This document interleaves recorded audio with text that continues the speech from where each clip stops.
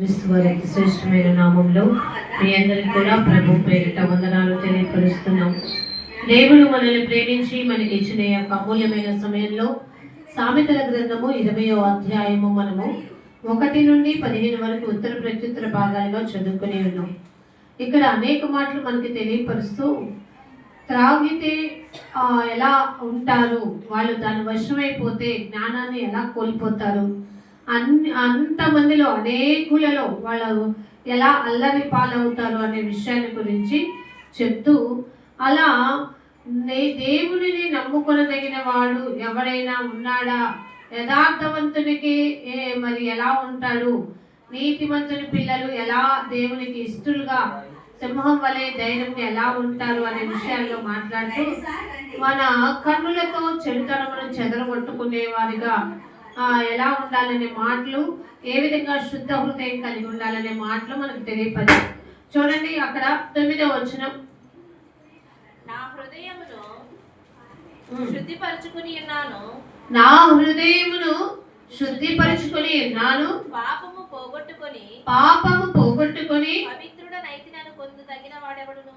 పవిత్రుడను అయితిని అనుకొనదగిన వాడు ఎవడు, వేరు వేరు తునికరాళ్ళు వేరు వేరు కుంచములు ఈ రెండు కూడా యెహోవాకి అర్థమైందండి.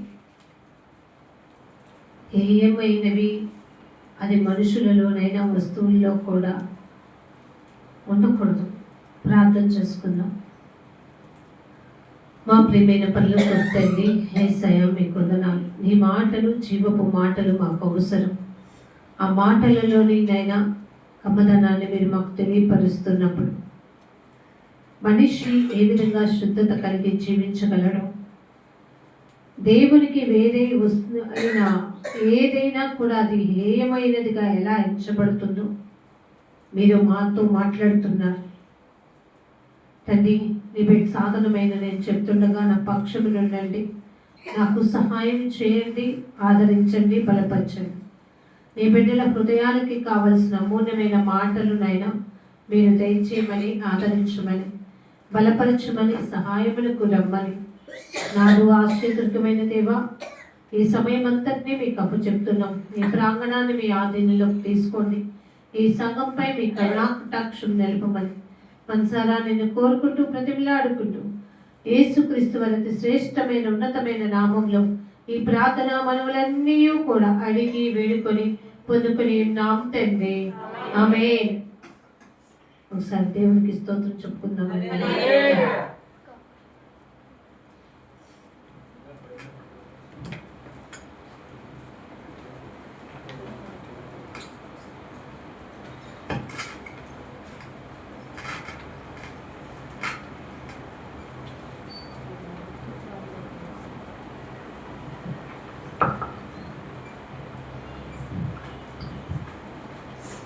తొమ్మిదవ వచనం మనం చూసుకున్నాం కదండి. మనము దేన్ని శుద్ధపరచుకోవాలంట? మన హృదయము ఎవరికి ఆలయమై ఉంది కదండి. ఆ ఆలయమును ఎవడు పాడు చేసినా, ఎవడు అశుద్ధిగా ఎంచుకున్నా వాడు ఏమైపోతాడట? ఆలోచించారా? అందుకే ఇక్కడ అంటున్నాడు, దేవునికి మన హృదయము శుద్ధిగా ఉండడం అవసరము. అందుకనే ఇక్కడ అంటున్నాడు, ఎవడు ఉండగలడు, ఎవడు సరి చేసుకోగలడు అంటే, నా హృదయమును నేనేం చేసుకుని ఉన్నాను? శుద్ధిపరుచుకొని ఉన్నాను, పాపము పోగొట్టుకొని పవిత్రుడుగా నేను బ్రతకాలనుకునేవాడు ఎవడున్నాడు అంటున్నాడు. ఈ లోకంలో పాపం ఏమైపోతుంది? మనుషుల మధ్య మరీ ఎక్కువగా ఉంటుంది కదండి. ఎందుకంటే మనుషుల్లో ఏ ఆశలు ఎక్కువైపోతున్నాయి? దురాశలు ఎక్కువైపోతుంది. మనుషులు దురాశలు ఎక్కువైపోయి వాళ్ళు పాపాన్ని ఒడిగట్టుకొని దేనిలోకి వెళ్ళిపోతున్నారంటే మరణమును కనే స్థితిలోకి వెళ్ళిపోతున్నారు. కానీ వాడు చేస్తున్నది తప్పు అని, తన హృదయాన్ని బాగు చేసుకోవాలని, దేవుని కొరకు నీతిగా బ్రతకాలని చేసిన తప్పులకి ఒక ప్రాయశ్చిత్తం మన కన్నీటి ద్వారా, మన ఆ వంటిలో ఊపిరి అనేది ఉండగానే దేవుని దగ్గర ప్రాధేయపడితే, పశ్చాత్తాపడితే, బ్రతిమాలుకుంటే దేవుడు క్షమించి మనల్ని కరుణిస్తాడనే విషయాన్ని మనిషి అనేవాళ్ళు తెలుసుకోలేకపోతున్నారట. నా హృదయాన్ని శుద్ధి పరచుకోవాలి, నన్ను నేను దేవునికి పవిత్రపరచుకోవాలి అనుకున్న వారు ఏమవుతారంట, దేవునిలో జాగ్రత్తగా తమ యొక్క ప్రతి పనిలో కూడా ఆలోచించుకొని దేవునికి సరైన స్థితిలో ఎదిగేవారిగా ఉంటారట.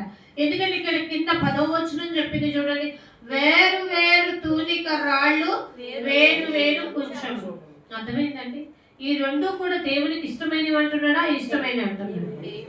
ఒక కుటుంబంలో దేవునికి కృతజ్ఞత కలిగి ఉన్న వారు అందరూ ఉండాలి. కొంతమంది దేవుని నమ్ముకొని, కొంతమంది దేవునికి రాక, కొంతమంది దేవుని సన్నిధికి వచ్చి, కొంతమంది ఇళ్ళ దగ్గర ఉండి, కొంతమంది ఏమో నువ్వు వెళ్ళండి సాయంత్రం వెళ్తాను అనుకొని అలా ఉంటే అది హేయమైనదట, దేవుడు మెచ్చేది కాదంట. ఎందుకు మనం ఎలా ఉండాలి? మనము ఆనందంగా గడిపేది ఎక్కడ?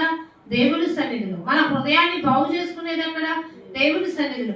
దేవుని సన్నిధిలోకి వెళ్ళి ప్రభువా నేను చేసినది తప్పు అని ఒప్పుకోగలిగిన ధైర్యం ఎక్కడ వస్తుందంటే దేవుని సన్నిధిలోనే. అసలు చేసింది తప్పు అని తెలిసేది కూడా ఎక్కడ అంటే నువ్వు దేవుని సన్నిధానానికి వచ్చి వాక్యం విన్నప్పుడే.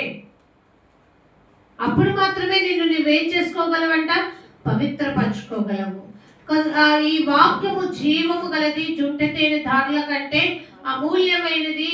ఈ యొక్క మాటలు ముత్యములైనవి, బంగారమైనవి అని చెప్తూ దీన్ని విన్ని ఆచరణలో పెట్టుకొని సరి చేసుకున్న వాడు ఏం పొందుతాడట, శుద్ధపరచుకునే స్థితిలోకి వెళ్ళిపోతాడంట.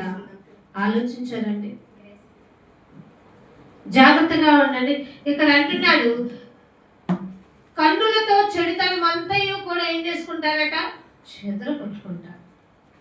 కన్నులతో చూస్తారు, అది హృదయంలోకి పాపం వస్తుంది, ఆలోచనల్లోకి చెడు చేయాలనే తలంపులు వచ్చేస్తాయి. అందుకని చెడుని చూడకుండా నీ కన్నులను, చెడు వినకుండా నీ చెవులను, నువ్వు చెడు మాట్లాడకుండా నీ పెదాలని మొత్తాన్ని ఏం చేయమన్నాడు తెలుసా, కాచుకో అన్నాడు. వ్యర్థమైన మాటలు, పోకిరి చేష్టలు మాట్లాడే వాళ్ళతో, ఈ లోక జ్ఞానంతో ఉండేవారు వాళ్ళు ఏం చేస్తారంటే, వాళ్ళ ఆ బూతులు మాట్లాడుతూనో, పోకిరిగా మాట్లాడుతూనో, ఎగతాళిగా మాట్లాడుకుంటేనే ఈ రోజు మనం చాలా ఆనందంగా గడిపాం కదా అనుకుంటారు. కానీ హృదయం శుద్ధి చేసుకునేవాడు ఏం చేస్తాడు తెలుసా, దేవుని మాట్లాడినప్పుడు నేను ఆ వ్యర్థమైన మాటలు మాట్లాడకూడదు, అపహాసపు మాటలు మాట్లాడకూడదు. నా మాట ఒక మాటైనా నా నోటి నుంచి వచ్చినప్పుడు అది పవిత్రమైనదిగా, నా మనసును శుద్ధి చేసేదిగా, ఎదుటి వారికి నా మీద గౌరవం పెరిగేలాగా ఉండాలి. ఒక వ్యక్తి నీ వస్త్రాల కంటే నీ నోటి నుంచి వచ్చే ఆ పవిత్రమైన మాటను బట్టి నీకు గౌరవించే విధంగా ఉండాలి. ఆ గౌరవాన్ని నిలుపుకోవాలి మనం. ఆ నోరే సరిగా లేదనుకోండి, నోటి నుంచి వచ్చే ఆ మాటలు సరిగా లేవనుకోండి, మనిషి ఏమైపోతాడు తెలుసా, తను తాను అపవిత్రపరచుకుంటాడు. చూడండి, రోమీయులకు రాసిన పత్రిక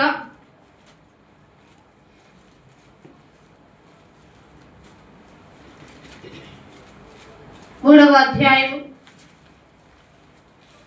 9వ వచనం నుంచి. రోమీయులకు రాసిన పత్రిక 3వ అధ్యాయము 9వ వచనం నుంచి చదవండి.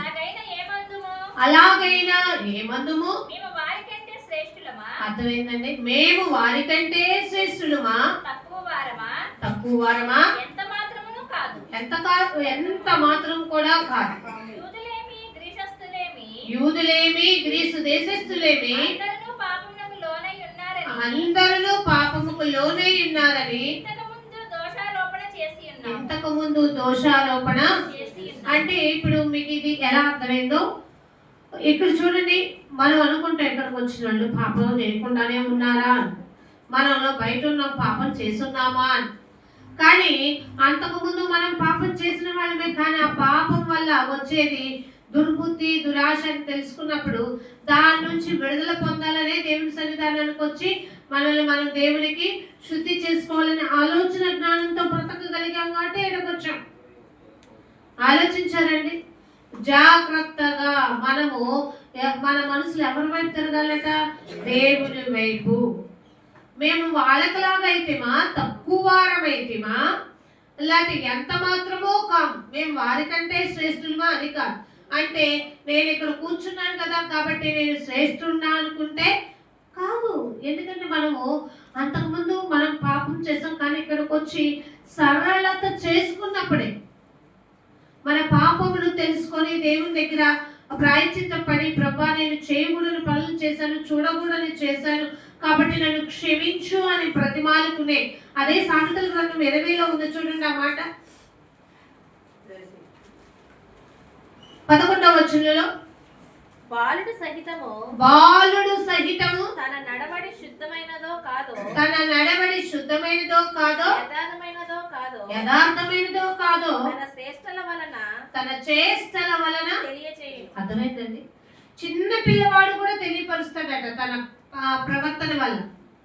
తన యథార్థంగా ఉన్నాడో పాపిగా ఉన్నాడో తన చేష్టల వలన తెలియపరుస్తాడట.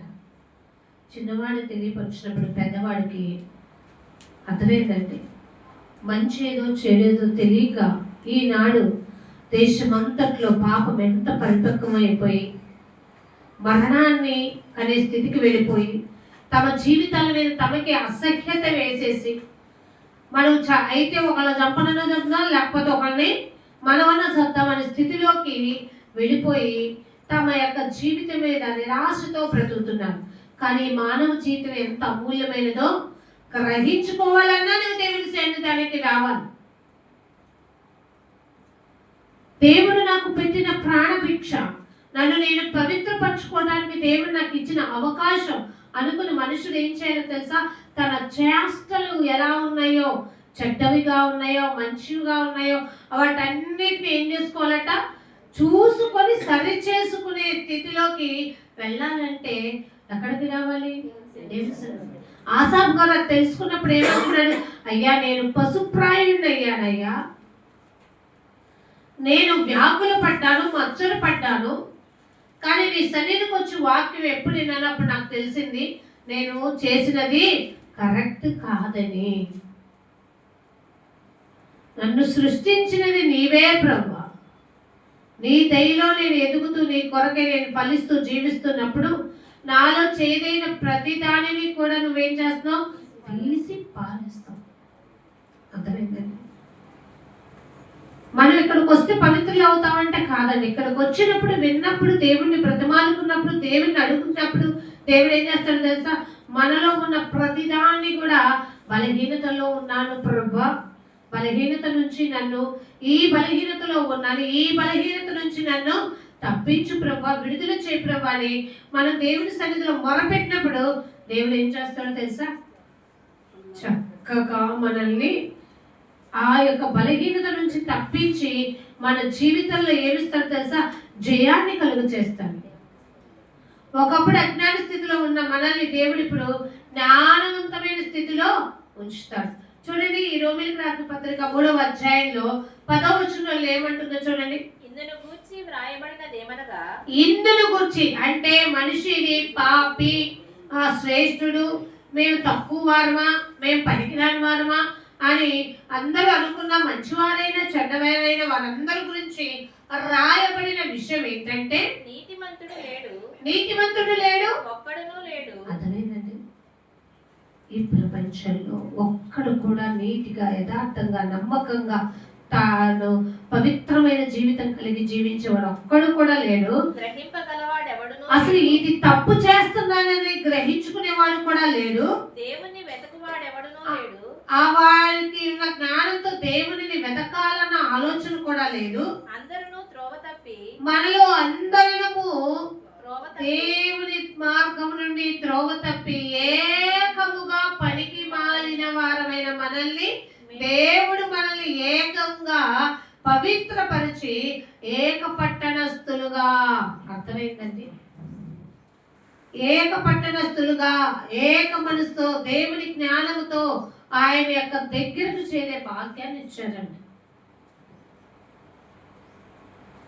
ఒకప్పుడు అందరూ విధాలుగా పాపం చేసి ఒక్కొక్కళ్ళుగా ఉన్న పనికి మాలిన వాళ్ళకి అందరూ అయిపోతేనట దేవుడు మనల్ని ఏం చేశాడట, ప్రతి వాడిని వివేకం కలిగి దేవుని వెతుకువారు కలరేమో అని తన చేతులు చాచి ప్రేమతో పిలిచి తన వాక్యాన్ని మరి తెలియపరిచి ఇది ఇలా సరిచేసుకోవాలని చెప్పినప్పుడు ఆత్మ చెప్పుచున్న మాట సంగములతో చెవి గలవాడు వినుడుగా కన్న మాట గ్రహించుకొని తన మనసు దేవుని వైపు తిప్పి, అయ్యా నేను పాపిని, నేను చెడ్డవాడిని, నేను ఈ పనులు చేశాను, నన్ను ఈ మార్గం నుంచి తప్పించు అని అడిగి ఎవరినైతే దేవుడిని అడిగారో వాళ్ళందరినీ దేవుడు ఏం చేశాడట అండి, పరిశుద్ధపరచాడట.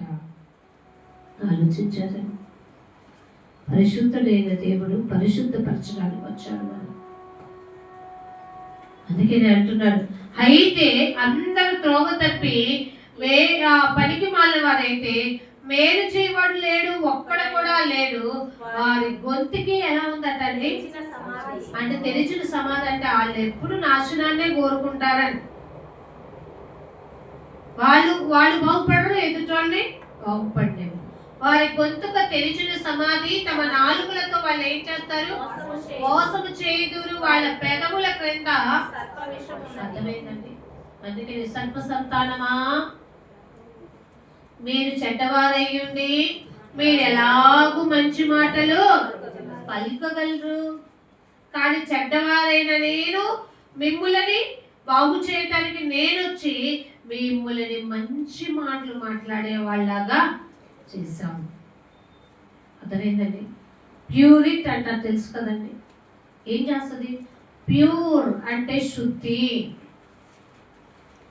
వాటర్ ప్యూరిఫైయర్ అంటే నేను ఇచ్చినది దానిలో ఉన్న మలినం అంతా అది తీసుకొని శుద్ధి చేసి స్వచ్ఛమైన వాటర్ పంపుతుందండి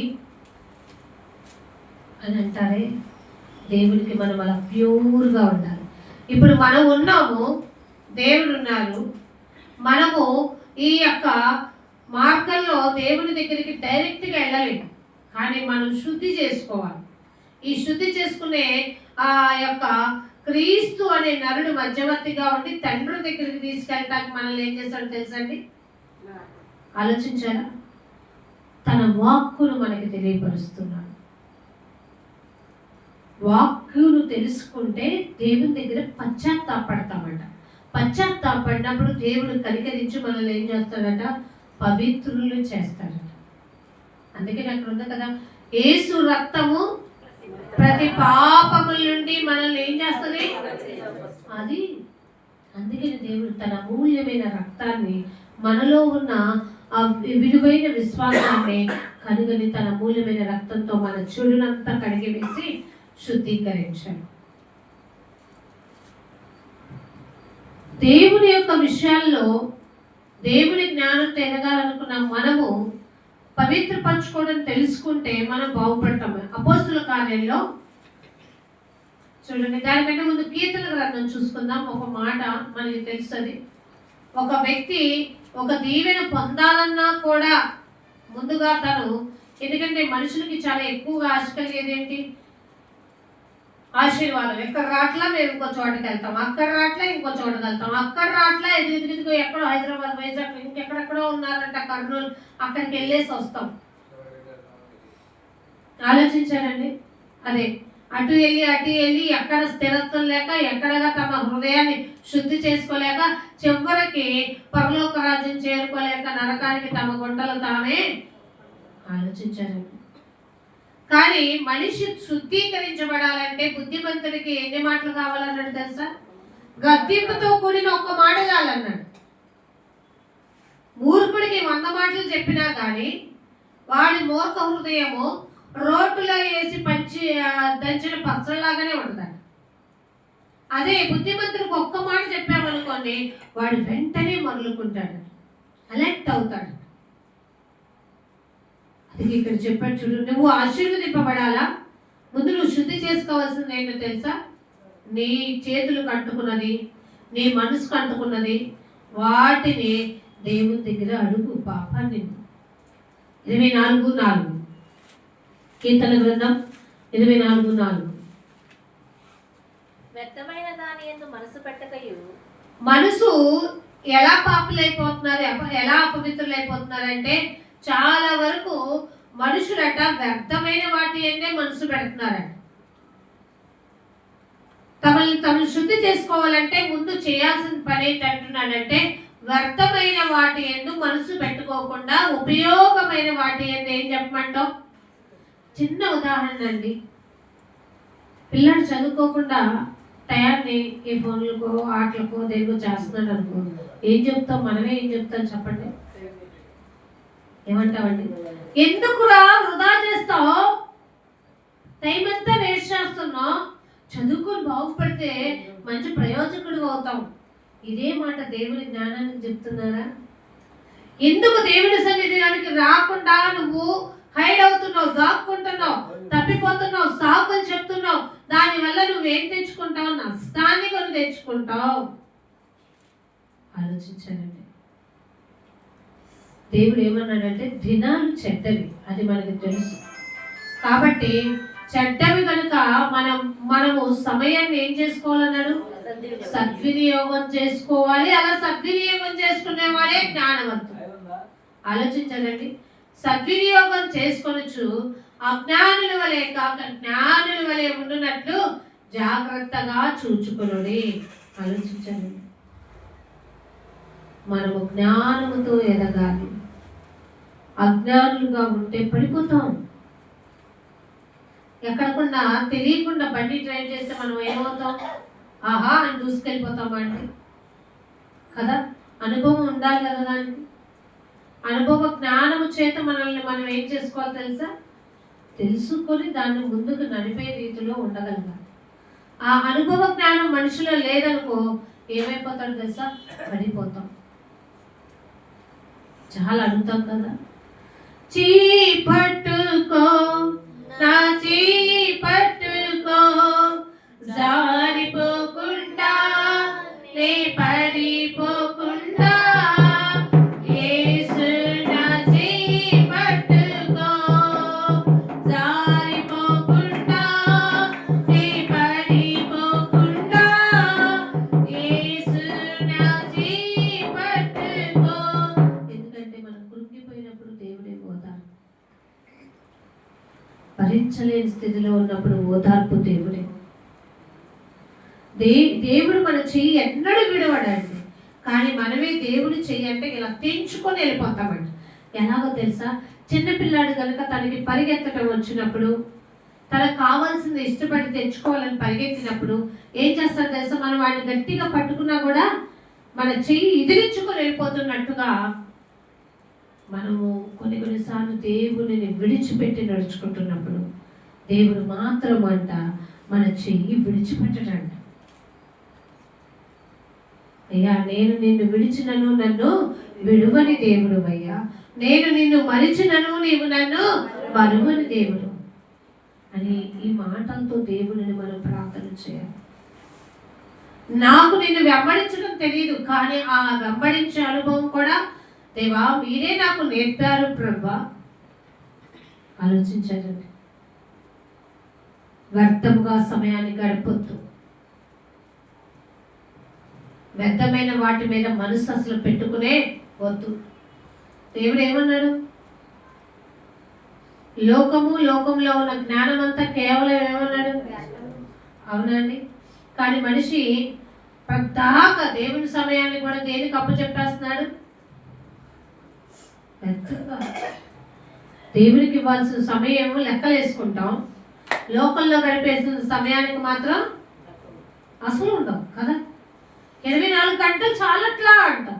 దేవుని సన్నిధానంలోకి వచ్చేటప్పుడు మాత్రం నేను వచ్చి గంట అయిందా, 2 గంటలైందా, అమ్మో ఇంకెంతసేపు కూర్చోవాలి, కథలకుండా కూర్చోబెడుతున్నారేంట్రా బాబు. ఆలోచించారండి. మన ఈ మధ్య ఒకరికి ఒక పోటీ పెట్టారట. మీరు సెల్ వాడకుండా ఎంతసేపు ఉండగలుగుతారో కూర్చోండి, వాళ్ళకి ఉన్నదాన్ని బట్టి ఒక్కొక్కరికి ఫస్ట్ వస్తే 5,000 ఇస్తామని చెప్పి. పెద్దవాళ్ళ దగ్గర నుంచి చిన్నవాళ్ళ దాకా అందరూ వరుసకు కూర్చున్నారు వాళ్ళు పెట్టిన టైం వరకు ఉండడానికి. మీకు వాడిన వాళ్ళు ఏం చేస్తారు? అవుతారా? చూస్తూనే ఉంటారు. వాళ్ళ మనసు ఎట్లా ఉంటుందంటే ప్రార్థనలో ఉన్నా కూడా కుయ్ అని సౌండ్ రాగానే నాకేదో వచ్చింది, అది నోటిఫికేషన్ ఏమని, మెసేజ్ ఏమని, ఎవరైనా పంపించిన చూస్తూనే ఉంటారు. అసలు అంట దేవుని సన్నిధికి వచ్చినప్పుడు ఈ రెండు నాది కాదు, ఇది నాకు సంబంధం లేదు, ఈ 2 గంటలు 3 గంటలు దీంతో నేను దూరంగా ఉండాలని పక్కన పెట్టేసేసుకోవాలి. మనం బాగుపడాలి అంటే సెల్లులో ఉన్న ఆ యొక్క సోషల్ మీడియాకి ఎడిట్ అనేది అవ్వకూడదు. ఏముందండి, యూట్యూబ్లో ఒకటి టాన్ చేయగలనే, రెండోది ఆటోమేటిక్గా ఇప్పుడు ఏమైపోయినా తెలుసా, వచ్చేస్తే నేను స్క్రోల్ చేయటం ఒకటే తేడా, ఇట్లా అంటనే ముందు అది కూడా అయిపోతుంది. వ్యర్థంగా మనిషి దాన్ని గడిపేస్తున్నాడు. ఆనందం ఒక పాట పాడుకుంటూ దేవుని స్తుతించడంలో, వినడంలో, నేర్చుకోవడంలో, ప్రాక్టీస్ చేయడంలో ఉందనుకోవట్లే. ఇందాక మరి తాతగా చక్కగా పాడుతున్నారు కదా, చూడకున్న పాట అంతా నా తోడుగున్నామయ్యా. మరి సమయాన్ని వ్యర్థంగా గడిపే బదులు చక్కగా ఒక పాట చూడకుండా పాడడానికి నేర్చుకోవచ్చుగా, ఒక వాక్యం ఖండత పెట్టడానికి నేర్చుకోవచ్చుగా, ఆ వాక్యంతో దేవుని దగ్గర కూర్చొని చక్కగా ప్రార్థన చేయడం నేర్చుకోవచ్చుగా. వ్యర్థమైన వాటి అయిన మనసు పెట్టక కపటముగా ప్రమాణము చేయాలి. అసలు దేవుడు మనకి ఏం చేయొద్దు అన్నాడండి కదా, అస్సలు మనం చేయొద్దు. ఆ కపటమైనవి అంటే మోసపూరితంగా ఎదుటి వాడిని మోసం చేసే ప్రమాణాలను చేయమా. ఇక్కడ అంటున్నాడు, నీవు శుద్ధముగా ఉండాలంటే నీ చేతులు కూడా బాగుండాలి. ఎలా ఉండాలంటే నిర్దోషమైన చేతులు. మరి ఏముందండి, పిలాతు భార్య వచ్చి పిలాతు దగ్గరికి వచ్చి ఏం చెప్పింది కదా, నేను ఆ నీతిమంతుని గురించి కలగన్నాను, నువ్వు ఆ నీతిమంతుని జోలికి వెళ్ళొద్దన్నప్పుడు పిలాతు ఏం కలిగాడు చెప్పండి, అంటే ప్రభా నేను నిర్దోషమైన వాడిని, నేను నీ దోషాన్ని అంటించుకోలేదు ప్రభు, నీకు ఏ శిక్ష వేయనయ్యా, వద్దయ్యా బాబు, భయపడిపోయాడు. మనకు అది కావాలి. మన చేతులట మట్టి అంటుకోకూడదు, పాపం అంటుకోకూడదు, కల్మషం అంటుకోకూడదు. ఎదుటివాడు చేసే మోసంలో అయినా పాపంలో అయినా కూడా మనం ఏం చేయకూడదో తెలుసా, అంటించుకొని బ్రతకూడదు. మనం ఎప్పుడూ కూడా కనిపెట్టాలి మన చుట్టుపక్కల వాళ్ళు పాపం చేస్తూ మనల్ని ఏం చేస్తారు తెలుసా, పక్కన పెట్టుకుంటా ఉంటారు. ఆలోచించండి, నిర్దోషమైన చేతులు ఉండాలి. మన హృదయం ఎప్పుడు ఉండాలట, శుద్ధమైన హృదయం ఎలా ఉండాలట అంటే ఈ 3 కనుక చేస్తే ఆటోమేటిక్గా హృదయం ఏమైపోతుంది, ఏది సమయాన్ని చక్కగా సద్వినియోగం చేసుకొని, తర్వాత మనము చేతులతో కపటముగా నోరుతో ప్రమాణాలు చేసేగా మాట్లాడక, మన చేతులకి దోషాన్ని అంటించుకోకుండా మన హృదయం శుద్ధిగా ఉంటే వద్దన్నా కూడా దేవుడి ఆశీర్వాదాలు మనకి వచ్చేస్తా ఉంటాయి. ఇక మనం కంపల్సరీ దేవుడా నాకు ఆశీర్వాదం, నన్ను ఆశీర్వదించట్లా, ఇక్కడి నుంచి అక్కడికి వెళ్తా, అక్కడి నుంచి అక్కడికి వెళ్తా, ఆ ఈగారు చేసేస్తే పెద్ద నాకు ఆశీర్వాదం వచ్చేస్తుందంట అంటూ పరుగులు తీసుకు వెళ్ళిపోతుంటారు జనాలు. నీ మనసు మారందే, నీ ఆలోచన మారందే, నీ చూపు మారందే, నీ నడక మారందే, నీ హృదయం శుద్ధి చేసుకోండి, దేవుడి ఆశీర్వాదం నీకు రాదు. అది తాత్కాలికమైన ఆశీర్వాదం ఒకవేళ నీకు వచ్చిందనుకో, అది తాత్కాలికంగానే ఉంటుంది. కానీ దేవుడిచ్చే ఆశీర్వాదం అనుకోండి, అది ఎన్నటెన్నటికి ఎలా మిగిలిపోతుందో తెలుసా, ఆశీర్వాదమే. ఎంత బాగా అన్నాడు భక్తులు కదా, ప్రభా నువ్వు ఆశీర్వదించే ఆశీర్వాదం ఎన్నటెన్నటికి కూడా ఆశీర్వాదమే. ఆలోచించండి. ప్రేమానమ్మకము గల పరలోక తండ్రి తన కుమారుని పంపేను, రక్తము చిందించి మన పాపము కడుగా సిలువపై అర్పించెను, సిలువపై అర్పించెను. త్యాగ సహిత ప్రేమ చూపి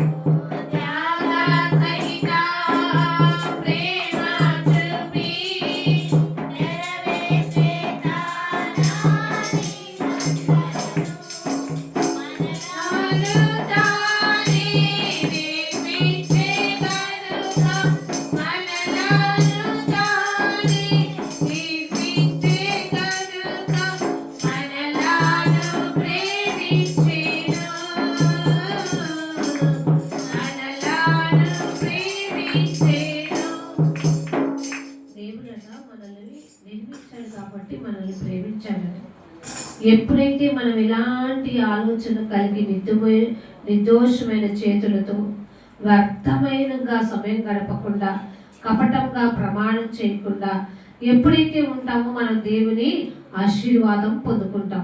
ఆ ఆశీర్వాదం ఎలా ఉంటుందంటే చూడండి 22వ కీర్తనలో చూడండి 22వ కీర్తనలో 19వ యెహోవా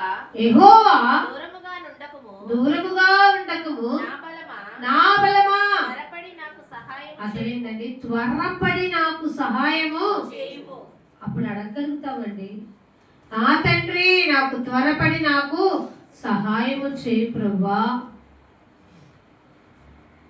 ఆలోచించారా? నా బలమా ఎప్పుడు ప్రార్థించగలుగుతాం? ఇది మన హృదయం శుద్ధి అయినప్పుడే ఈ విధంగా మాట్లాడగలం. మన హృదయంలో శుద్ధి లేకపోతే ఏమంటారట, ఆ దేవుడు అనేవాడు ఉన్నాడా, ఉంటే చేస్తాడా అని అంటాం. అది వ్యర్థులు మాట్లాడే మాట. నీలో నువ్వు ఊపిరిని బ్రతకగలిగావంటే ఎవరున్నాడని తెలుసుకో. నీకు సహాయం చేయడానికి దేవుడు నిన్ను పంపుతున్నాడని తెలుసుకో. యెహోవా నా బలమా, నా సహాయానికి త్వరపడి రమ్ము, ఎందుకంటే నా యొక్క ఖడ్గము నుండి నా ప్రాణాన్ని, కుక్కల బలము నుండి నా ప్రాణాన్ని. ఆలోచించారండి, ఆ సహాయం ఎలా ఉంటుందట? ఖడ్గము నుంచైనా, కుక్కల బలము నుంచైనా, సింహపు నోటి నుండి నన్ను రక్షించుము, గురుపోతుల కొమ్ముల నుండి నన్ను రక్షించుము, నాకు ఉత్తరమిచ్చి. అర్థమైందండి? మనం ఈ విధంగా ప్రార్థన చేస్తే దేవుడు ఉత్తరం ఇస్తానన్నాడా లేదన్నాడు? ఆలోచించండి. నాకు ఉత్తరం ఇచ్చి ఉన్నావు. నేను ఈ విధంగా ప్రార్థన చేస్తే ప్రభువా నాకు ఉత్తరం ఇస్తావు. అలాంటప్పుడు నాకు ఆశీర్వాదం రాదంటారా? తప్పకుండా వస్తుంది కదండి. దేవుడు మనల్ని బలపరిచే దేవుడు అండి. దేవుడు మనల్ని నిర్మించిన దేవుడు. మనల్ని కన్నవారైనా వదిలిపెడతారేమో, కానీ దేవుడు మనల్ని వదిలిపెట్టడు. సహాయం చేస్తాడు, కానీ సమయం కనిపెడతాడు, ఆలోచన ఇస్తాడు, ఆదరిస్తాడు, బలపరుస్తూ ఉంటాడు. నీకు ఆశీర్వాదం ఇవ్వటానికి వచ్చా, కానీ నువ్వు సమయం విలువ తెలుసుకున్నప్పుడు నీకు ఇస్తా. కనాను స్త్రీతో అదే అన్నాడు కదా, ఇది నీకు ఇచ్చే రొట్టె ముక్క కాదమ్మా అంటే, ప్రభువా నేను కూడా కుక్కలాంటి దాన్నే ప్రభువా, నీకు విశ్వాస పాత్రురాలనే ప్రభువా, నమ్మకమయంగా ఉంటాను ప్రభువా అని బ్రతిమాలుకున్నప్పుడు దేవుడు ఆమెకి స్వస్థతని తన కూతురికి దయచేశాడు కదా. ఆలోచించుకోండి. అపోస్తుల కార్యం 24వ అధ్యాయం,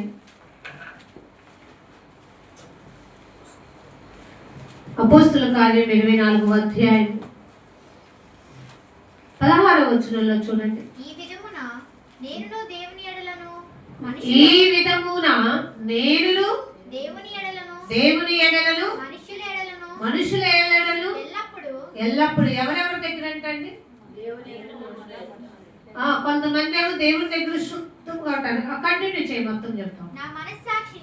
నా మనస్సాక్షి నిర్దోషమైనదిగా ఉండునట్లు అదే శుద్ధమైన హృదయం కలవాడు ఇలా అభ్యాసం చేసుకుంటాడు. ఎలాగా? నేను మనుషులకు కనబడాలని కాకుండా, దేవుని దగ్గరే కాకుండా, ఇద్దరి దగ్గర కూడా నేను ఎలాంటి చేతులు కలిగి ఉంటా? నిర్దోషమైన చేతులు కలిగి ఉంటా. నా మనస్సాక్షిని నేను శుద్ధి చేసుకుంటా అని అభ్యాసం చేసుకుంటాడట, ప్రాక్టీస్ చేస్తాడట. అందుకని దేవుని సన్నిధికి విడువక రండి, దేవుని సన్నిధిని మానకుండా రండి, దేవుని సన్నిధిని అనుభవించండి, దేవుల్లో ఉన్న మాధుర్యాన్ని తెలుసుకోండి అని చెప్పేది. అందుకే మనం అభ్యాసం లేకపోతే అంట మనం ఏమైపోతాం తెలుసా? ఈ రోజు వచ్చాం, వెళ్ళాంలే, పోయినసారి వెళ్ళాం కానీ వెళ్ళాం, ఒకసారి సార్లే, అలాంటి స్థితిలో ఉంటారండి మూర్ఖులు. అభ్యాసము, ఈ అనుభవం నీకు ఏం తెలుస్తుందో తెలుసా? లోకల్లో నువ్వు ఎలా నడుచుకోవాలో చూడండి, పేతురు రాసిన 2వ పత్రిక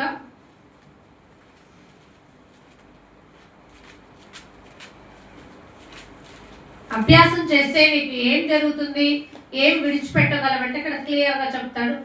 పేతురు రాసిన 2వ పత్రిక 2వ అధ్యాయంలో 20వ వచనం. వారు ప్రభువును రక్షకుడునైన యేసుక్రీస్తు విషయమైన అనుభవ జ్ఞానము చేత ఈ లోక మాలిన్యములను తప్పించుకొనిన తరువాత అదే మనం ఈ లోక మాలిన్యాన్ని తప్పించుకోవాలంటే ఎవరి యొక్క అనుభవ జ్ఞానం ఉండాలని చెప్తున్నాడు? మన ప్రభువును రక్షకుడైన యేసు క్రీస్తు విషయమైన అనుభవ జ్ఞానం మనకి ఉండాలి. అది లేకపోతే ఈ లోక మాలిన్యం నుండి మనము తప్పించుకోలేము. ప్రభు ఈ లోక మాలిన్యం నుండి నన్ను తప్పించు అని అంటే క్రీస్తు అయిన రక్షకుడైన మన స్వరక్షకుడైన దేవునిని మనం సంపాదించుకోవాలి. ఏం చెప్పాడో దాని ఎందుకు మనం ఏం చేయాల్సి ఉండాలో తెలుసా? ప్రార్థన, వాక్యము, వాటి ఎందుకు మనల్ని మనం వాక్యము వినుట ద్వారా దేవునికి మొరపెడతాం. ప్రభా నేను అదే తప్పు చేశాను, నన్ను క్షమించు. ప్రభా ఎంతకాలం ఈ యొక్క విలువ తెలియక నేను నీరసించిపోయాను, కృషించిపోయాను, నలిగిపోయాను, మనస్తాపానికి గురి అయిపోయాను. ప్రభా ఇప్పుడు నా హృదయములో నా మనస్సాక్షిని ఎదుట ఒప్పుకుంటున్నాను. ప్రభా సహాయం చేయంటే దేవుడు వింటాడట. నా బలమాన సహాయంకు రమ్మంటే దేవుడు త్వరపడి మాట విని మనకేం చేస్తాడట? సహాయం చేసి మనల్నంట ఆదరిస్తాడట, బలపరుస్తాడు. ఆలోచించండి, దేవుడు ఎంత గొప్పవాడు. నీ మనస్సాక్షి శుద్ధి చేసుకోవాలి, నీ హృదయాన్ని శుద్ధి చేసుకోవాలి. ఎందుకంటే సగం ఇక్కడ సగం అశుద్ధితో ఉంటే నీవు దేవుని రాజ్యాన్ని స్వతంత్రించుకోనలేవు. నువ్వు ఆయన రాజ్యాన్ని స్వతంత్రించుకోవాలంటే నువ్వు మార్పు చెందిన జీవితంలో ఉండాలి. చూడండి, మీరు ఎహెజ్కేలు గ్రంథం 18వ అధ్యాయం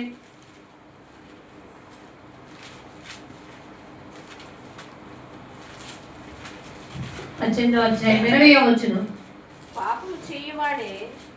పాపము చేయువాడే మరణమునందును. అర్థమైందండి? ఎవరు మరణం పొందుతారంటే పాపము చేయువాడే మరణమునందును తండ్రి యొక్క దోష శిక్షను కుమారుడు మోయటలేదని కుమారుని దోష శిక్ష తండ్రి మోయడు. కుమారుని దోష శిక్షను తండ్రి మోయడు. అర్థమైందండి? ఏమండి, మా అబ్బాయి నేను నా మీద వేసుకుంటానండి, మా అమ్మాయి తప్పు నాదనిగా ఎచ్చండి. ఎవరు? అబీగయీలు వెళ్ళి దావీదు గారి దగ్గర ఏమంది? నేరము నాదని. అర్థమైందండి? నేరము నీదని ఎంచిన చివరికి చనిపోయింది ఎవరిద్దరిలో కదండి? నాబాలు ఏమైపోయాడు? నువ్వు ఇలాంటి పని చేసావు, ఎవరిని ఎదిరించావో నీకు తెలుసా అని అన్నప్పుడు తెలుసుకొని అతను వెంటనే మృతి పొందాడట. ఆలోచించుకోండి, మనిషి అవివేకంతో ఆలోచన మర్చిపోతాడు, గర్వంతో అహంకారంతో మితిమీరుతూ ఉంటాడు. కానీ మనం దేవుని నిరీక్షణ గల వారికి మనకి ఉండకూడదండి. ఆవేశం ఉండకూడదు, గర్వం ఉండకూడదు. మనం ఎప్పుడూ కూడా క్రీస్తు సాక్షులుగానే, క్రీస్తుకు కావలసిన సైనికులుగా, క్రీస్తుకు కావలసిన పవిత్రమైన జీవితంలో మనం జీవించగలగాలి. ఇక్కడ చెప్తున్నాడు కదా, ఒకవేళ పాపము చేయవాడే మరణం పొందుతాడు. ఆ పాపం చేసేవాడు ఎవరు? ఒకవేళ కుమారుడు పాపం చేశాడు అనుకో, కుమారుడే మరణం. తండ్రి పాపం చేశాడా, తండ్రే మరణం. అంతేగాని కుమారుడు దోష శిక్ష మోయడు, అలాగే తండ్రి శిక్ష కుమారుడు మోయడు. మోసినా కానీ దానికి విలువ ఉండదు. వాడు మరలా తప్పు చేయడానికి అవకాశమే ఉంటుంది. ఇక్కడ చూడండి ఏమనుందో, నీతి పరుని ఆ నీతి పరునికే చెందును, దుష్టుని దుష్టత్వం ఆ దుష్టునికే. కుమారుడు తప్పు చేశాడు కదా, వాడు నీతిమంతుడు, తండ్రి దోషుడు అంటే కుదరదట. కుమారుడు తప్పు చేస్తే కుమారుడే దుష్టుడు, తండ్రి నీతిపరుడే. అర్థమైందండి? నీతిపరుడు ఎప్పుడు నీతిగానే ఉంటాడట, దుష్టుడు ఎప్పుడు దుష్టుడిగానే ఉండిపోతాడట. కానీ మన ప్రభు ఏం చేశాడో తెలుసా? మన దోష శిక్షణ ఆయన భుజముల పైన మనం దేవునితో ఎనికైన వారు కాదు కదండి. యెషయా గ్రంథంలో బాగా రాయబడి ఉంటుంది కదా, చూడండి యెషయా గ్రంథం 58, 53లో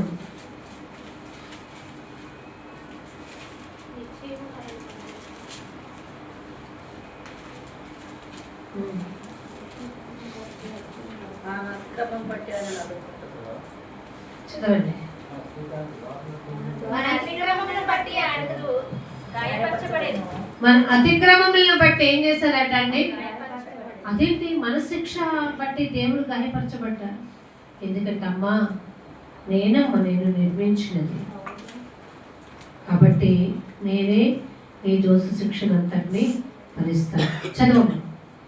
మన దోషములను బట్టి నలగగొట్టబడెను. మన దోషాలను బట్టి దేవుడు ఏం చేయబడ్డాడు? అదండి. చాలాసార్లు అనుకుంటాం పెద్ద పెద్ద మనసు ఉన్న వాళ్ళు, మా దోషం మా పిల్లలది ఏదో మా ఒళ్ళు చూసి స్క్రీనింగ్ చేయండి అంటే, మా నేరం అనుకోండి అండి అని అంటాం. కుదరదు, ఎవరి శిక్ష వాళ్ళకే. మన దోషములను బట్టి దేవుడు నలగొట్టబడెను, మన అతిక్రమలను బట్టి దేవుడు గాయపరిచి మనకి ఆయనకి మధ్య ఏం నిలిపాడటండి? సమాధానానికి అర్థమైన శిక్ష. సమాధానాన్ని ఇవ్వాలంటే దేవునికి మనకి మధ్య ఒక శిక్ష ఉంది. ఆ శిక్ష ఎవరి మీద వేసుకున్నారండి? ఆలోచించారండి. శిక్ష అతని మీద పడెను, అతని పొందిన దెబ్బల చేత మనకి ఏం కలుగుతుంది? ఆలోచించండి. ఎంత గొప్ప దేవుడు అండి, ఎంత గొప్ప దేవుడు, ఎంత సహాయం చేయగలిగిన సమర్థ దేవుడు. ఇచ్చే ఆ యొక్క విషయాలలో జాగ్రత్తగా దాన్ని పోలి నడుచుకోవాలి, వెంబడించాలి. దేవుడిని వెంబడిస్తేనే మనము చాలా జాగ్రత్తగా మన పవిత్రతను మనం కాపాడుకున్న వారుగా ఉంటాం. మన విలువ పెరుగుతుంది. ఈ లోకపరమైన వాటి యందు మనుషులు సంతోషించవచ్చు. ఆ లోక అనుభవ జ్ఞానం మనిషికి ఏమంటిస్తుందో తెలుసా? మాలిన్యాన్ని అంటిస్తుంది. మాలిన్యం అంటించుకొని వెర్రవీగుతున్న దుస్తత్వంతో ఎంతైనా ఈ రోజున నడుచుకోవచ్చు. కానీ ఆ మాలిన్యం ఒకానొక రోజున నీకు దోష శిక్షనే నిలుపుద్ది. ఆ శిక్ష నీవు తప్పించుకోవాలంటే భూలోకంలో ఉండగానే నువ్వేం చేయాలట? ప్రాయచిత్తపడాలి. అందుకనే మనకి మొదటి యోహాను సువార్తలో ఉంటుంది కదా, 1వ అధ్యాయంలో, మనము దేవునిని ప్రేమించలేదు, మనము నీతిమంతులము, అసలు పాపమే చేయలేదండి అనుకోటానికి లేదట.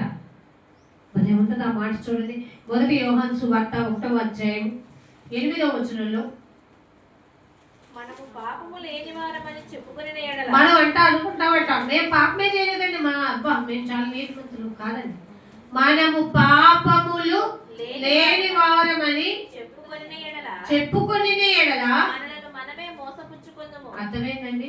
ఈ కపటపు మాటలుంటే మనమే మోసపుచ్చుకుంటాం. మనం పాపం లేని వారమా కదండి? మనందరం పాపులమే. కానీ పాపులమైన మనల్ని దేవుడు తన రక్తం చేత ఇప్పుడు పవిత్రులుగా చేశాడు. ఇక్కడ అంటున్నాడు, ఇంకా చూడండి, మన పాపముల్ని మనం వచ్చి ఏం చేయాలంట అండి? 9వ వచనం, మన పాపములని మనం ఒప్పుకోవాలి. ఒప్పుకుంటే మనలో సత్యం ఉంటుంది, మన మనస్సాక్షి శుద్ధి చేయబడుతుంది. మనము కనుక మన పాపములు ఒప్పుకోలేదనుకో మన మనసు అశుద్ధతతో ఉంటుంది, అపవిత్రమైన జీవితంతో జీవిస్తాం. ఇక్కడ లోకంలో ఎంత జనాన్ని నమ్మించి నడుచుకున్నా ఆ పరలోక రాజ్యంలో ఎంట్రీ కూడా పనికిరాం. అందుకే అన్నాడు, మన పాపములు మనం ఒప్పుకొని ఆయన నమ్మదగిన వాడును నీతిమంతుడు కనుక ఆయన మన పాపములు క్షమించి సమస్త దుర్నీతి నుండి మనల్ని ఏం చేస్తాడంటే, అదండి దేవుని గొప్పతనం. దేవుని స్తోత్రం చెప్తామా? ఆలోచించండి. ప్రభా, నాలో ఉన్న సమస్త దుర్నీతి నుండి నన్ను తీసి నువ్వేం చేసావు ప్రభా? పవిత్రునిగా చేసావు తండ్రి. నీ పవిత్రతతో నన్ను కడుగుమయ్యా, మీ పవిత్రతతో నన్ను శుద్ధీకరించు. ఇది మనం అడగాలి. ఒప్పుకోవాలంట దేవుని దగ్గర. ఒప్పుకొని విడిచిపెడితే నమ్మదగిన దేవుడు, రక్షకుడైన దేవుడు మనల్ని ఏం చేస్తాడంటండి? పవిత్రులుగా చేస్తాడట. ఇంకో మాట ఉంది చూడండి, మనము మన గురించి చెప్తూ ప్రసంగి గ్రంథంలో 7వ అధ్యాయము 20. పాపము చేయక పాపము చేయక మేలు చేయుచుండు నీతిమంతుడు పాపము చేయక మేలు చేస్తూ ఉండే నీతిమంతుడు భూమి మీద ఒకడైనను లేడు. అర్థమైందండి? ఒక్కడు కూడా లేనటండి. కానీ మనం అంటాం, నేను చాలా నీతిపరుడు, చాలా యథార్థపరుడు. ఒక్కడు కూడా లేడు. కానీ దేవుని దగ్గరికి వస్తే ఆ ఒక్కళ్ళు నువ్వు ఉండాలి. హల్లెలూయా. దేవుని దగ్గరికి వస్తే ఆ ఒక్కడైన క్రీస్తుకి నువ్వు నేను కావాలి. ఎందుకంటే మన దోష శిక్షని ఎవరు పవిత్రపరుస్తారండి? దేవుడే పవిత్రపరుస్తారు. హృదయము శుద్ధిగా ఉండాలి అంటే, హృదయము ఎలాంటంట? చంచలమైనదటండి. ఈ చంచల మనసును మనం ఏం చేయాలో తెలుసా? తీసుకొచ్చి కదలకుండా ఒక మొక్క ఊగి అటు ఇటు వెళ్ళిపోతుంటే దానికి ఏం చేసి కడతాం? ఒక కర్ర వేసి కడతాం. ఒక మనిషి తన పవిత్రమైన జీవితంలో ఉండకుండా తప్పిపోతూ ఉంటే వాక్యం అనే ఖడ్గంతో కట్టుకోవాలి. ఆ వాక్యం అనే ఖడ్గాన్ని పెట్టి నువ్వు నడుస్తూ ఉన్నప్పుడు నువ్వేం చేయబడతావు తెలుసా? తిన్నని మార్గానికి వెళ్తావు. అదే లేకపోయింది అనుకో, వాక్యం అనే ఖడ్గం నీకు చెప్పేవాడు ఎవరు లేదనుకో, నువ్వేమైపోతావు తెలుసా? వంకరి మార్గాలకు వెళ్ళిపోతావు. వంకరి మార్గాలు వద్దు కదా. దేవునికి తిన్నని మార్గాన్ని నడిచే నీవు నేను కావాలి. అందుకనే ఆ మోషే సర్పమును అరణ్యంలో ఎలాగూ ఎత్తెనో యేసు ప్రభు వారి సిలువ అలాగా ఎత్తబడింది. దాని వైపు చూసిన వారందరూ ఏమైపోయారట? బ్రతికిపోబడ్డారట. నువ్వు ఆ సిలువ వైపు చూడు. ఆయన మన కోసం పడిన దోషం, మన దోషం దేవుడు ఎలా భరించాడో చూడు. మన శిక్షను తన మీద ఎలా వేసుకున్నాడో చూడు. మన కోసం తన యొక్క మన దేహాన్ని అంతా ఎలా నలగొట్టుకున్నాడో చూడు. పశ్చాత్తాపం కలుగుతుంది. నీ పాపాన్ని ఒప్పుకుంటావు. అప్పుడు నిన్ను నువ్వేం చేస్తావు తెలుసా? దేవుని ఎదుట ఒప్పుకునే రీతిలో ఉంటావు. ఒప్పుకో, బాగుపడతావు. చూడండి, ఒక మాట ఉంటుంది యోబు గ్రంథం 14వ అధ్యాయం.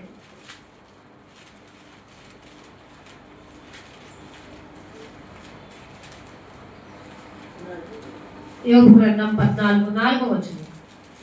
పాప సంహితలో నుండి ఎవరిలో నుండి? పాప సంహితలో నుండి పాపరహితుడు పుట్టి కలిగిన ఎంత మేలు. పాప సహితునిలో నుండి పాపరహితుడు పుట్టగలిగిన ఎంత మేలు. అలాగునే ఎవడును అర్థమైందండి.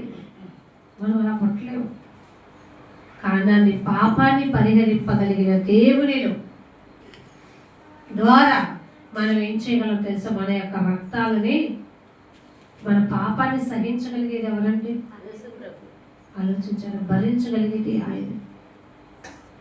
మనుషుడట తను తాను శుద్ధి చేసుకోవడానికట పాపం వైపు తన ఆయుష్కాల పరిమితి ఎంతో కూడా తెలుసుకోలేకుండా తన దుష్టత్వంలోనే బ్రతికి చివరికి అంటాడంట, అయ్యా మాకు ప్రార్థన చేసే వాళ్ళు ఉంటే పిలవండి.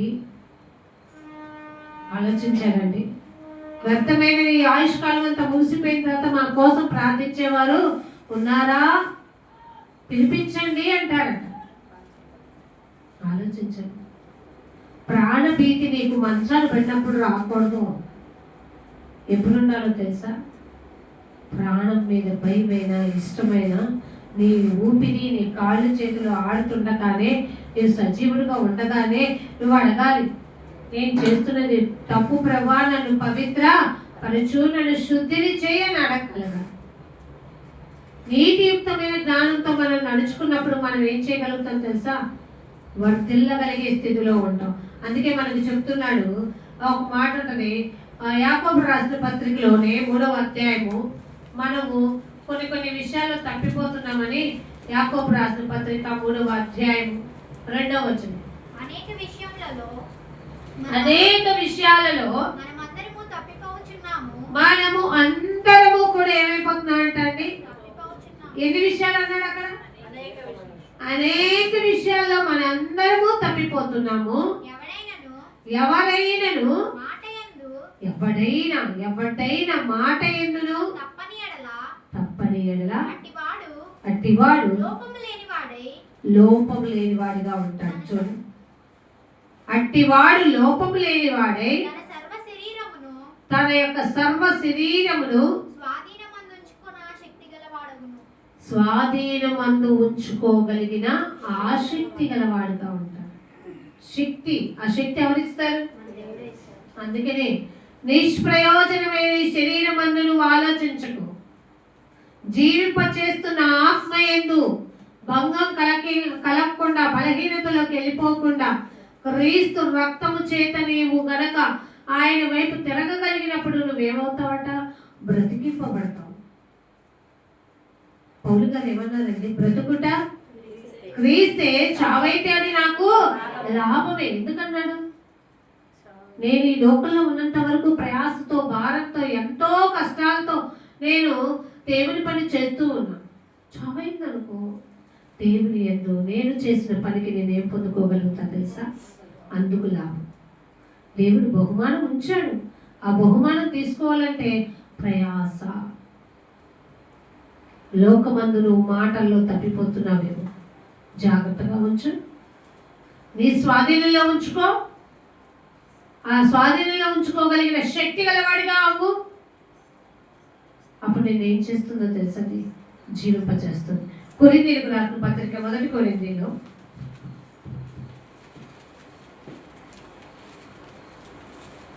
4వ అధ్యాయం 4వ వచనం. అదండి, మళ్ళీ చదువుదామా? కదా మనందరం అంటాం కదా, నాలో ఏం తప్పు ఉంది, నేనంత పర్ఫెక్ట్ అంటావా? లేదు. కానీ ఇక్కడ అంటున్నాను, నా యందు నాకు ఏ దోషము కానరాదు, అయినను ఇందు బట్టి దీన్ని బట్టి నేను నీతిమంతుడుగా ఎంచబడను. అదండి, నన్ను విమర్శించువాడే ప్రభువే. మనలో మనకు కనపడదు ఏ దోషం. దావీదు గారు రాజుగారు కదా, తను చేసిన దోషం అతనికి తెలియలా. ఎప్పుడైతే దావీదు గారికి ఎవరు వచ్చారు? నాతాను గారు వచ్చారు. వచ్చాయ్యా, దేవుడు నీకు ఏం తక్కువ చేశాడు చెప్పు.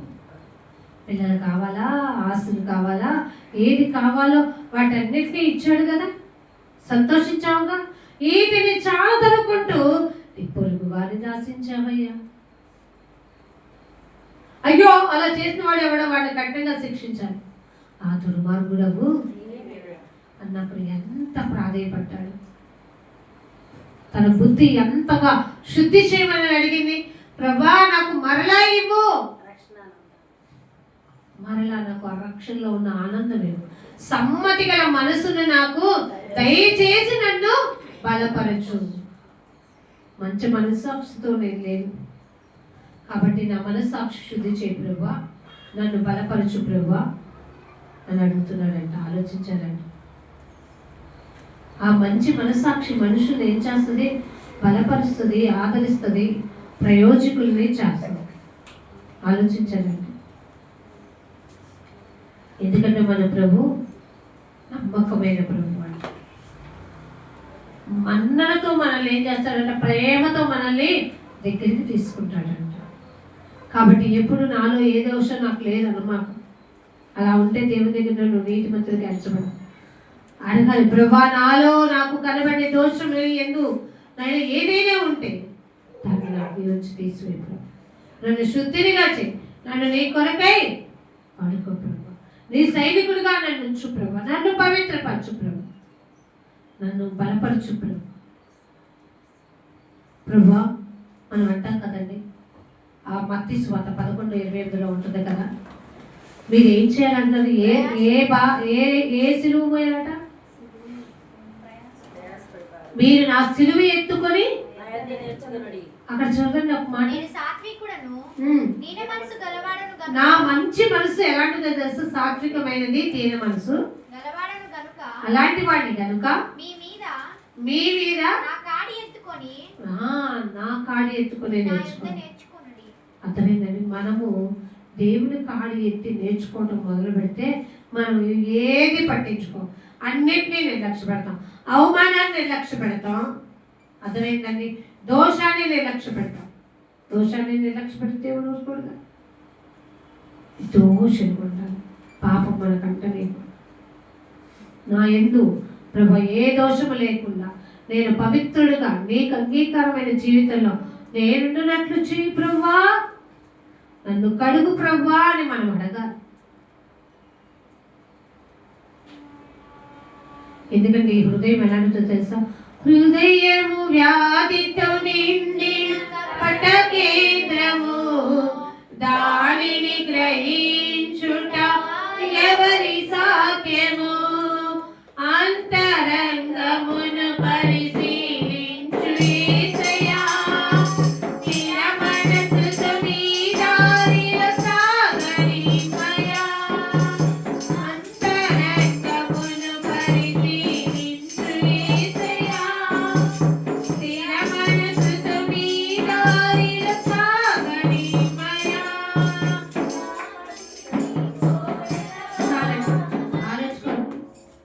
మన మదిని దేవునికి ఆలయంగా మార్చాలంటే దేవునికి ఏమి ఇవ్వాలి? అంతరంద్రియాల్ని పరిశోధించే శక్తి గల దేవునికి మన హృదయాన్ని ఇచ్చేయాలి. ఇచ్చేయమనగలదు తెలుసా? స్థిర మనసుతో నన్ను దీవించయ్యా, బలపరచయ్యా, దృఢపరచయ్యా అని అడగాలి. ఆ స్థిర మనసే మనలో లేదనుకో ఏమంటాం తెలుసా? చంచల మనసుతో బ్రతుకుతాం. అందుకే మొదటి కొరింథీయులలో చూడండి, రెండో దినవృత్తాంతంలోకి వెళ్దాం. రెండో దినవృత్తాంతంలో ఒక మంచి మాట దేవుడు రాయించాడు. 6వ అధ్యాయంలో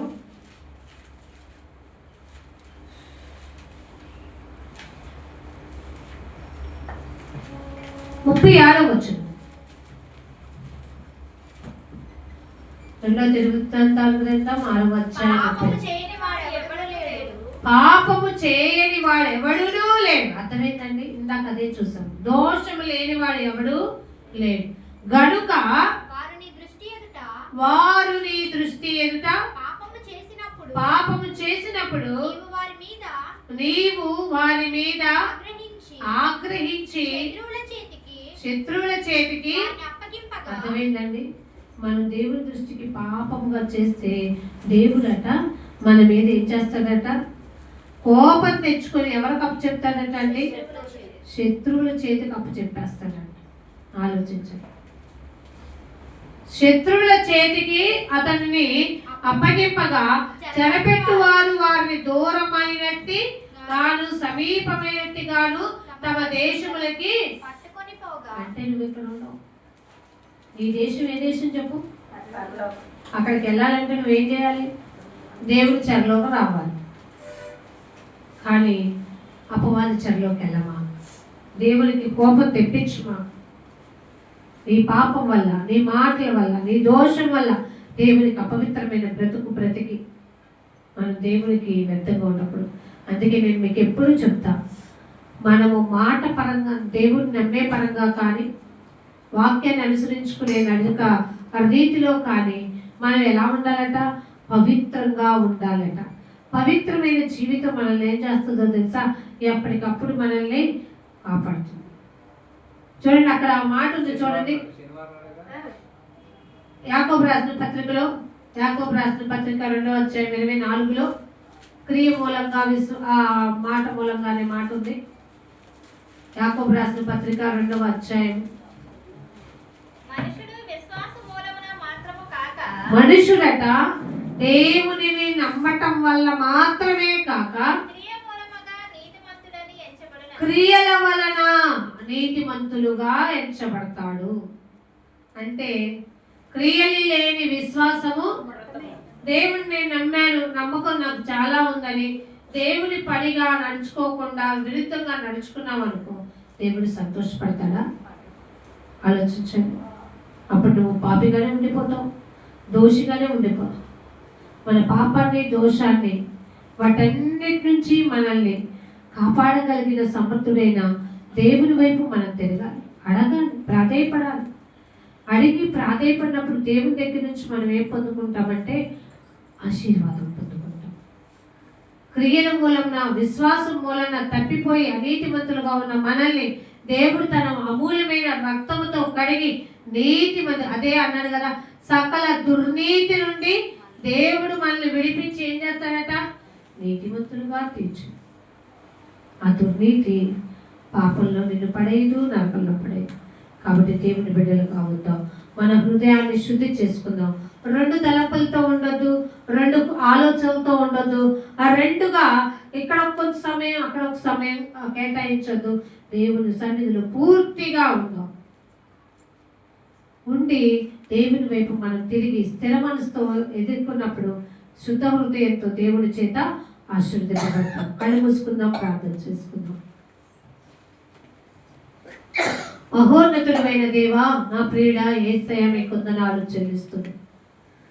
విలువైన మాటలనైనా మీరు మాకు నేర్పించారు, బలపరిచారు.